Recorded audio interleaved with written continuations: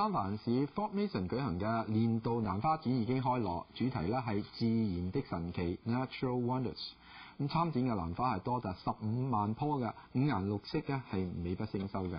同大家睇睇啦，伍先報道。三藩市太平洋蘭花展係全美規模最大嘅蘭花展，今年邁入第59屆，參展嘅蘭花嚟自全球各地，其中最受歡迎嘅蝴蝶蘭幾乎全部係台灣入口。蝴蝶蘭我覺得世界上在台灣的品質最好吧。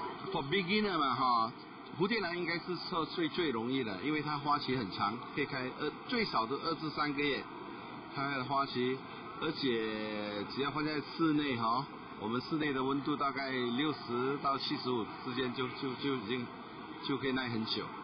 蘭花由於係溫室培植，一年四季都有，呢啲橙色同黃色紅心嘅蘭花係今年嘅新品種。最多人拿的就是黃色或者那個小花，就是粉紅的小花，裏面是紅色的心。業者表示參展嘅蘭花都係最高嘅品質，亦都難怪好多行家每年都嚟。喺呢度買呢，就唔會話喺第度中國帶翻嚟呢就違法㗎，咁就而且呢，就喺呢度呢，佢就因為佢運到嚟呢，就已經適應咗少少，就容易啲。有人就專程嚟影相，我想拍啲好睇啲嘅蘭花嘅相，又或者會真係喺 Facebook 度俾人啲朋友欣賞下啦。I think they're beautiful, and I never knew that there were so many different kinds. Yeah. Yes, very colorful, very nice pictures.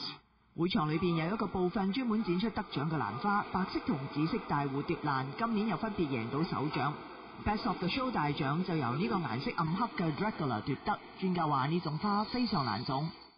It's very exciting to see one so well grown. It's also the shape and the color is so beautiful. It's this rich, almost black. 上開眼界嘅人仲可以喺展覽裏邊一睹呢棵首次喺加州亮相嘅秘魯蘭花風采。花展將持續到呢個禮拜日，詳情可以上網查詢 orchidsanfrancisco.org。26台記者吳善如報道。